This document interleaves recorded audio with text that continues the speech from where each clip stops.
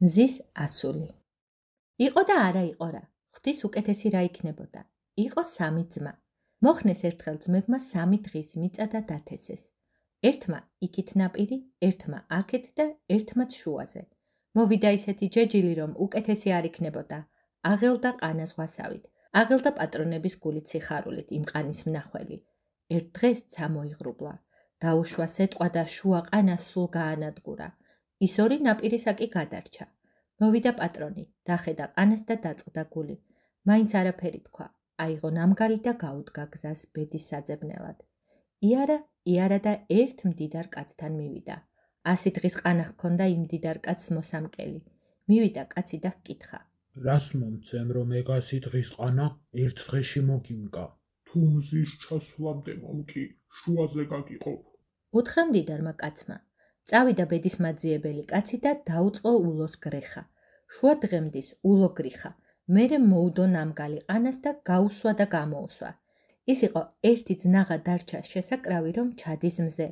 მოუხადა კაცმა ქუდი მზეს და შეევედრა. ნუ ჩახვალ ჯერ, ცოტაც მოიცადე. მაგრამ მზემ არ მოიცადა. შეკრა ის ძნაც და მოვიდა ყანის პატრონიც. ძალიან გაუკვირდა ყანა, რომ მომკილი დაინახა და უთხრა. გავიყოთ ახლა შუაზე, როგორც პირობა გვაქვს. მომკელმა იუარა მზის ჩასვლამდე ვერ მოვასწარიო. გადაუგდო ნამგალი და უთხრა. მაინც ბედი არ მაძლევს და არ მაძლევს. მე პირობა დროზე ვერ შევასრულე. შენთვის და მე ჩემთვის. წავიდა კაცი თავის გზაზე. ბევრი იარა, თუ ცოტა იარა, მივიდა ერთ ხელმწიფესთან და დაუდგა მეცხვარედ 4 წლის ვადით. პირობა დაუდო, რომ არც მგელს რაიმე უნდა შეეჭამა იმ 4 წელში, არც ჭირს მოეკლა ბატკანი. ერთი სიტყვით, ბეწვი არ უნდა დაკლებოდა ცხვარს. ვადის ბოლოს კი ყველაფერს შუაზე გაიყოფდნენ. ნახევარს ერთი წაასხამდა, ნახევარს მეორე. თუ დააკლდებოდა რამე ფარას, მეცხვარე ხელცარიელი უნდა წასულიყო. დადგა კაცი მეცხვარედ. გავიდა 4 წელი. ერთი თიკნის ყური არ დაჰკლებია. ისე მოაშენა ცხვარი, რომ მიწას უმძიმდა იმათი სიმრავლე. ის იყო ბაქში ერეკებოდა ფარას შუაზე გასაყოფად, რომ უცებ საიდანღაც ერთი მგელი გამოვარდა. ეცა ერთ ცხვარს, მოიტაცა და გააქანა ტყისაკენ. პატრონი მაინც შუაზე უყოფდა ცხვარს გამრჯე კაცს, მაგრამ მეცხვარე მიუარა, პირობა ვერ შევასრულეო. გადაუგდო კავით და წავიდა თავის გზაზე. ბევრი იარა თუ ცოტა მივიდა ერთ მდინარესთან, დაჯდა და დაისვენა. გაიხედა და დაინახა, რომ 3 მზის ქალი ჩამოსულა და ბანაობენ წყალში. ისეთი მშვენიერები არიან, რომ კაცის თვალი მათზე უკეთეს ვეღარას ნახავს. ადგა ეს კაცი, მიეპარა ამ ქალებს, ტაცა ხელი ერთს და გამოიქცა. ირბინა, ბევრი ირბინა, გაიყვანა ქალი ერთ ტრიალ მინდორზე, აუშენა ქოხი და დადგნენ იქ და დაიწყეს ცხოვრება. მაგრამ არაფერი კი არ აბადიად. ქმარი აღარ სამუშაოდ წავიდა სადმე. სადაც ვიყავი, რასაც ხელი მოვკიდე, ბედი არ ამქონდა და ახლა სადღა უნდა წავიდეო. მზის ასულს ერთი ნატვრის ბეჭედი ჰქონდა. მისცა ის ბეჭედი ქმარს და უთხრა. ჩემი სიმდიდრე და მზითვი ეს არის. ამის მეტი არც მე მაბადია არაფერი და არც შენ. მიწაზე დადე, სუფრა გაიშლება. სუფრას გადაატარებ, ჭურჭელი დარიგდება. სუფრაზე დადებ, საჭმელ სასმელი ჩამორიგდება. გაიხარა ქმარმა და განცხრომას და შვებას მიეცა. ცოტა ხანში ხელმწიფის დაპატიჟება ჩაიდო გულში. ცოლმა დაუშალა. შენს ქერქში იყავ, მიუწვდომელს ნუ შეწუდები. ხელმწიფის სტუმრობა ადვილი ნუ გგონია. ეგ ერთი ბეჭედი გვიგდია და გაგკვირვებია. გინდა ეგეც თავიდან მოიშორო? არ იქნება და არ იქნებაო, დაიჟინა ქმარმა. ხელმწიფე უნდა დავპატიჟოთ და ჩვენი გლეხური ცხოვრება ვაჩვენოთ. ნახოს, რომ ჩვენ შეგვიძლია ხელმწიფეს ვუმასპინძლოთ. ადგა ერთ დღეს კაცი და გასწია ხელმწიფესთან დასაპატიჟებლად. სთხოვა, გაგვაბედნიერეთ და მობრძანდით ჩვენ სასადილადო. ხელმწიფეს გაეცინა. ჰაჰა, შენ რა ხარ და შენი სადილი რა უნდა იყოს? არ დაიშალა კაცმა თავისი და მაშინ უთხრა ხელმწიფემ. მე კი ვერ წამოვალ და ჩემს ნაზირ ვეზირს გამოგაყოლებ. ხელმწიფემ დაიბარა ნაზირ ვეზირნი და უბრძანა. წადით, ნახეთ ეს კაცი რომ მეპატიჟება, რით მეპატიჟება. აქვს რამე თუ აბუჩად მიგდებს. გაუცხო კაცი და გაჰყვა ნაზირ ვეზირით ჯარით. გზაზე რომ მიდიან, ნაზირ ვეზირსაც პური მოშივდა. მოკლეს ერთი ხოხობი, მისცეს მოსამსახურე ბიჭს და გაგზავნეს შესაწვავად ქოხში. სწვავს ხოხობს ბიჭი, თვალი მზის ქალზე რჩება. ისე მოსტაცა გონება ქალის სილამაზემ, რომ სრულებით დაავიწყდა თუ ხოხობს სწვავდა. ნახევარი ხოხობის სულ ჩაებუგა. მოართვა ნაზირ ვეზირს დამწვარი ფრინველი. კითხეს, რად დაწვიო. მოსამსახურემ მიუგო, ერთი ქალი იყო ამ კაცის ქოხში, ისე მომტაცა გონება იმისმა სილამაზემ, რომ ვეღარაფერი გავიგე, რას ვაკეთებდიო. ნაზირ ვეზირებმა დააჩქარეს ჯარი. შესწყდნენ და გასწიეს იმ კაცის ქოხისკენ. მზის ქალის ნახვა ეჩქარებოდათ. მივიდნენ შორი ახლოს და ჩამოხდნენ ცხენებიდან. ჩამოუყოლა მზის სიძემ ბეჭედი ცხენებს და სათითაოდ თივითა და ქერით სავსე თოფრები დაჰკიდა კისერზე. დადო ბეჭედი ძირს და გაუშალა სუფრა ჯარს. მოვიდა და მოვიდა ნაირ-ნაირი საჭმელი და სასმელი, სულ ახალი და ახალი და არჩეული. ნაზირ ვეზირები გაკვირვებულები იყურებიან. სახლი ამას არ უდგას, ამ ქოხის მეტი ნაგებობა არაფერი უჩანს და ეს რა ამბავიაო. ნახეს ახლა ამისი ცოლი და სულ ჭკუაზე შეიშალნენ. გაუმასპინძლდა გულუხვად მზის სიძეს სტუმრებს და გააკვირვა ნაზირ ვეზირნი. დაბრუნდნენ ხელმწიფესთან. როგორ გაგიმასპინძლდათ ის ჩემი ყმა? კითხა ხელმწიფემ თავის კაცებს. ნაზირ ვეზირებმა ძალიან უქეს. სულ უცეცხლოდ გაგვიკეთა ნაირ-ნაირი საჭმელებიო, მაგრამ ეს კიდევ არაფერი, ამ კაცს რომ ცოლი ჰყავს, იმისთანა კი აღარაფერი იქნება ამ ქვეყანაზეო. ამას კი არა, ის ქალი მხოლოდ ხელმწიფეს ეკადრებაო. კი, მაგრამ როგორ წავართვა? იკითხა ხელმწიფემ. ეგ ისეთი ჩანს, მიზეზოდ ცოცხალი თავით არ დამანებებს იმ ქალს. ერთმა ვეზირმა ურჩია. დაიბარე ის კაცი და შეუყვეთე. ზეს რომ ოქროს ერკემალი ჰყავს, ის მომიყვანეო. ის იქწავა. იქიდან ვეღარ მოვა და ცოლი შენ დაგრჩება. მაშინვე დაიბარა ხელმწიფემ მზის სიძე და უთხრა. უნდა წახვიდე და ზეს რომ ოქროს ერკემალი ჰყავს, ის მომიყვანო. დაბრუნდა შინ მზის სიძე. შესჩივლა ცოლს. ხელმწიფემ ზესთან გზავნის, ოქროს ერკემალი უნდა მომიყვანო. ახლა რაღა გვეშველება? ეგ წინადვე უნდა გეფიქრა. ახლა ჯავრობით ვეღარაფერს გააწყობდა, ისე ვისაშჯობია, ადგე და შეუდგე გზას. მისცა ნიშანი და გაგზავნა. ბევრი იარა მზის სიძემ, ბევრი ქვეყანა გაიარა. გაათავა სახმელო და სამზეოს მიაღწია. იარა და მივიდა იქ, სადაც მზე და მთვარე იყვნენ. მზე გზაზე ყოფილიყო ქვეყნის გასანათებლად წასული. მთვარემ ნახა მზის სიძე, იცნო და ძალიან გაუხარდა. დედას ახარა. ჩვენი სიძე მოვიდა. გამოჰკითხა სიძეს მოსვლის მიზეზი. სიძემ უამბო ყველაფერი. მთვარემ უთხრა. მზე მოვა, შენ ვერ გაუძლებ იმის ნათელს, დაიწვევი. მე ვიცი რაც უნდა ვქნა. აქცია მთვარემ კაცი ნემსად და შეარჭო ბოძში. საღამოს მოვიდა მზე. სულიერის სუნი მომდის. დაიძახა ხმამაღლა. ვინ მოსულა ჩვენს საბრძანებელში? რას ამბობ? გაუკვირდა მთვარეს. ქვეყანაზე შენ დადიხარ, შენ მოყვებოდა სულიერის სუნი. ახლა შენი სიძე რომ იყოს აქ, ხომ არ დასწვავდი? არა, დაუფიცა მზემ. ოღონდ თვალით კი მაჩვენეთ როგორი კაცია ჩემი სიძე და არაფერს დავუშავებ. აქცია მთვარემ სიძე ისევ კაცად და წამოაყენა მზის წინ.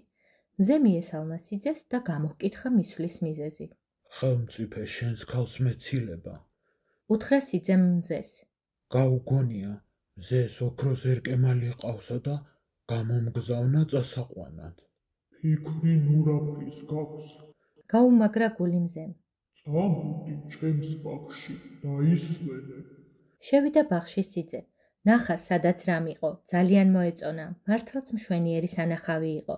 ზოგი მწიფე იყო, ზოგი მაშინ ყვაოდა, ზოგი მაშინ იფოთლებოდა, ზოგს კი ფოთოლი ძირს ჩამოსდიოდა. მზემ სიძეს უთხრა. აქ ბაღში იყავი და სადილს მგელი და ელია მოგართმევენ.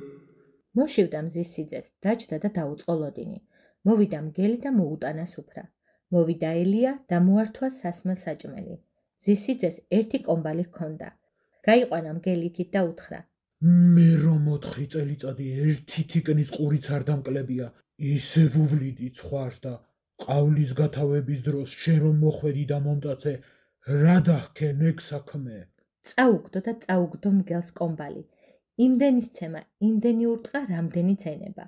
მერე ელია გაიყვანა განზე და იმასაც ჰკითხა. მე რომ სამამულში შუამამული მეჭირა, შენ წამოუშინე სეტყვა და სუმიწაში ჩაატანინე ჩემი ყანა. რა დახენი? დაუდო და დაუდო იმასაც, კრა კომბალი თვალებში. დაჯდა და შეექცა სადილს. მერე ადგა, დაერია მზის ბაღს, დაამტრია, დასჭრა ხეხილი, გაატიალა და გაავერანა ერთიანად. დაჯდა და დაისვენა. წავიდნენ მგელი და ელია მზესთან საჩივლელად. მოვიდა მზე სიძესთან და ნახა. ბაღი ისე გაუვერანებია, რომ მტერს აეტირება. რა დახენასწე? კითხა სიძეს. მე რომ 100 დღის ყანა ერთ დღეს მომკე, შევკონე, ერთი ძნაღა მქონდა შესაკრავი, გთხოვე, ნუ ჩახვალ შრომას წყალში, ნუ ჩამიყრი მეთქი და შენ რატომ ყურიც არ შეიბერტყე ჩემს მუდარაზე? მზემ ვეღარაფერი უთხრა. მიხვდა, რასაც გაეწბილებინა კაცი ასე. მისცა ოქროს ერკემალი და გაისტუმრა მშვიდობით მიწაზე. მიუყვანა კაცმა ერკემალი ხელმწიფეს. ხელმწიფემ იმედი დაჰკარგა, რომ მზის ასულს ხელში ჩაიგდებდა. ნაზირ ვეზირს კითხა, ახლა რაღა მეშველებაო? ნაზირ ვეზირმა ურჩია, საიქიოს გაგზავნე, თქვენმა მშობელმა დედამ რომ ბეჭედი წაიღო თან, ის მოძებნოს და მოგიტანოსო. დაიბარა ხელმწიფე მზის სიძე და უთხრა. საიქიოს წადი, დედა ჩემმა რომ სიკვდილისას ბეჭედი წაიღო, ის მომიტანე. მივიდა ცოლთან მზის სიძე და შესჩივლა.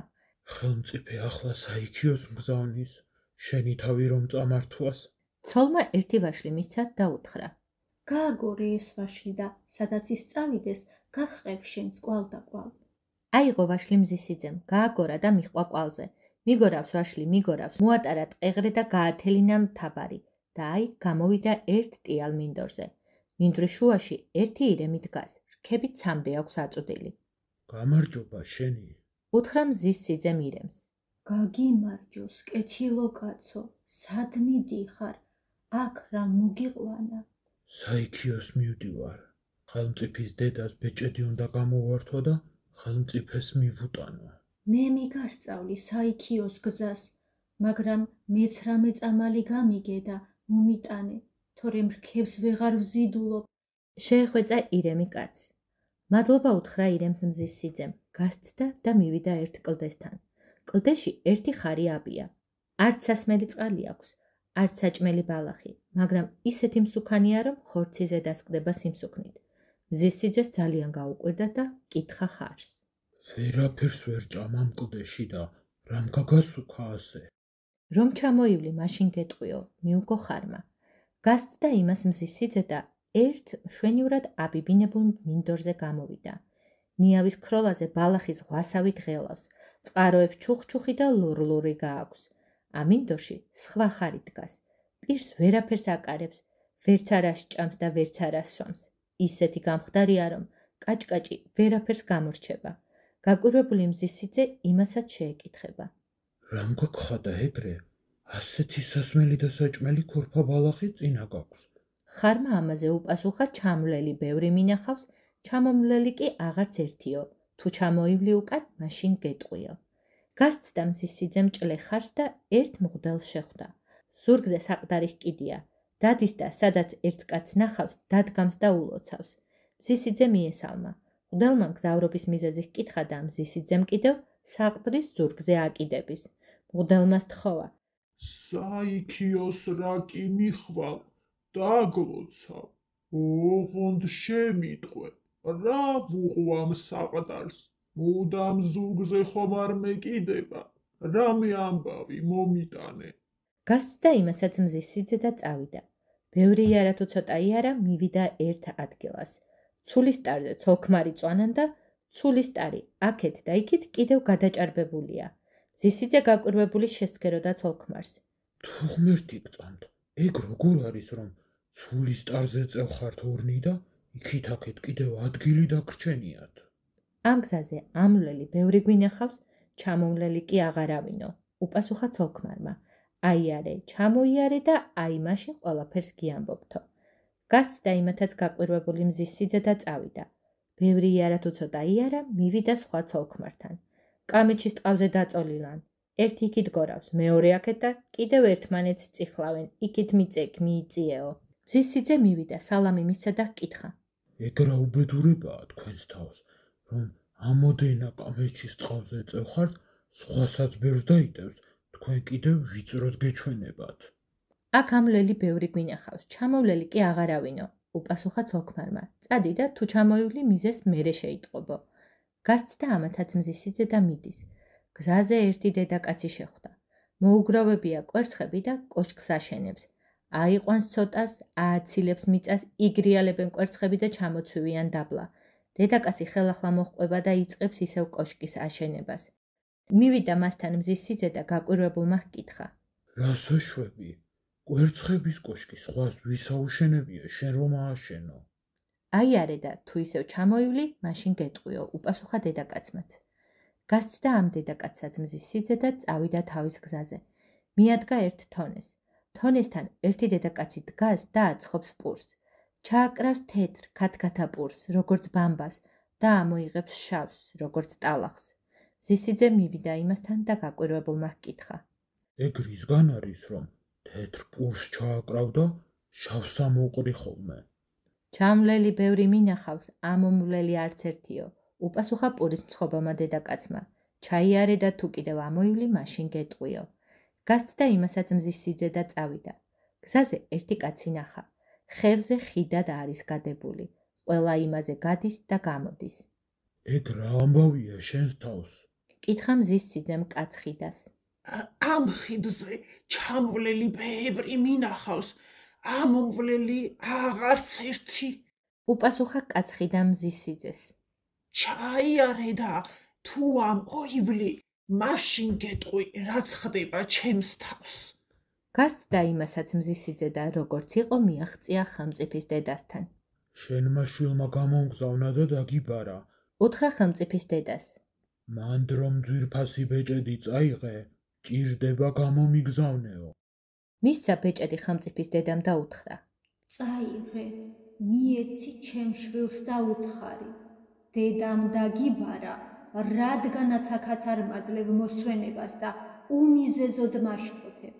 შენ ამც იქნები წყეული, შენი საქმე ისე გახდეს, რომ შენივე ვეზირებმა დაგჭამონ. მზის სიძემ ჰკითხა. დედი, ეს გზა ერთმა ირემმა მომასწავლა.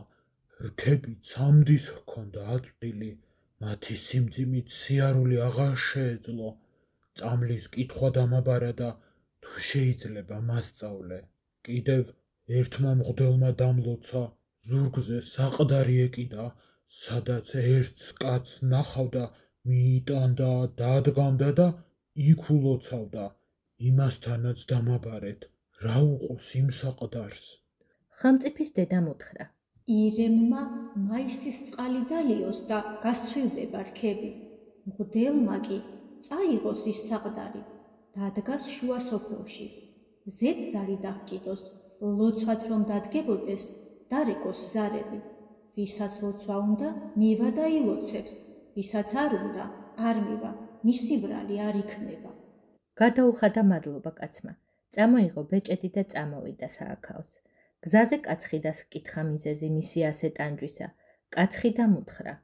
ქვეყნად მე ერთი ხიდი მებარა, ზედ არავის გადავატარებდი უფასოდ. საწყალი და გაჭირვებული არ ვიცოდი. ყველას ერთნაირად ვაძრობდი ტყავს და ვთხოვდი ფულს და აი, ახლა ხომ ხედავ, როგორ ვარ. გასცდა კაცხიდას მზის სიძე და წავიდა თავის გზაზე. პურის მცხობელმა დედაკაცმა უთხრა. მე იმ ქვეყნად ისეთი წუწკი ვიყავი, პური რომ ჩამეკრა და იმ დროს მშიერ მგზავრს გამოევლო ანგლახას და უქონელს. თვალებს ჩავიწვავდი თონეში, ოღონდ ისინი არ დამენახა და გაჭირვებულისთვის პურის მიცემა არ მომდომებოდა. ახლა კი ასე ვარ, როგორიც უნდა თეთრი პური ჩავაკრა, გამომცხვარი მიწად მეკცევაო. კვერცხების კოშკს რომ აგებდა, იქ მოვიდა კაცი. დედაკაცმა უთხრა. მე იმ ქვეყნად მეზობლებს საბუდრებიდან კვერცხებს ვპარავდი და ერთი-ორი კვერცხის მოპარვა არაფრად მიმაჩნდა. და აი, ახლა ასე ვიტანჯებიო. გაცდა მზის სიძე დედაკაც და წავიდა თავის გზაზე. ბევრი იარა თუ ცოტა იარა, მივიდა კამეჩის ტყავზე მწოლიარე ცოლ-ქმართან. მათ უთხრეს. იმ ქვეყნად ჩვენ ერთმანეთი გვძულდა. ქვეყანა ჩვენთვის ვიწრო იყო, ვერ ვეტეოდით და აი ახლა კამეჩის ტყავზედაც ვერ ვეტევით, თან ვერც ერთმანეთს მოვშორდებითო. მზისიძე ახლა ცულის ტარზე მწოლიარე ცოლ-ქმართან მივიდა, მათ უთხრეს. იმ ქვეყნად ერთმანეთი ძალიან გვიყვარდა და აქაც ისე გვიყვარსო. მოყვარულ ცოლ-ქმარს კი ცულის ტარიც არ ეპატარავება საცხოვრებლად, ოღონდ ერთმანეთის თავი ჰყავდეთ კარგადო. ბევრი იარა მზის სიძემ თუ ცოტა იარა მივიდა მღვდელთან და მოუტანა ხელმწიფის დედის დაბარებული. გაცდა მღვდელსაც და იმ ხართან მივიდა მშვენიერ მდელოზე რომება, სასმელ-საჭმელი რომ მრავალი ჰქონდა და ძვალი და ტყავი კი იყო. ხარმა უთხრა: მე ჩემს პატრონს არაფერში გამოვადეგ, თივის ჭამის მეც არაფერს ვუკეთებდი და აი ახლა ასე ვარო. ამ ხარს გასცდა და კლდეში რომ სუქანი ხარიება, მასთან მივიდა. სუქანმა ხარმა უთხრა: მე ჩემი პატრონისთვის თავდადებული ვიყავ, გარჯაში არ ვღალატობდი და პატრონიც კარგად მივლიდა. ახლა თუნდაც არაფერი ვჭამო და ვსვა, მაინც ყოველთვის მაძღარი ვიქნები. გასცდა ამასაც მზის სიძე და წამოვიდა ირემთან. მივიდა, მიუტანა ამბავი, მაისის წყალი დალია და რქები გაგცვივაო. დალია ირემმა მაისის წყალი და გაცვივდა რქები და გაინავარდა მდელოზე. მოვიდა და მოუტანა მზის სიძემ ხელმწიფეს დედის ბეჭედი და დედის წყევლაც. იქცა ხელმწიფე კურდღლად, მისი ნაზირვეზირები მგლებად, მისწვდნენ ფეხში გაქცეულს და შესანსლეს. ხელმწიფის ტახტი და მთელი სამეფო მზის სიძეს დარჩა. ჭირი იქა, ლხინი აქა, ქატო იქა, ფქვილი აქა, ელასა, მელასა, ჭიქა-მეკი და ყელასა, თქმელსაც და გამგონებელსაც, ძილი გვაამოს ყველასა.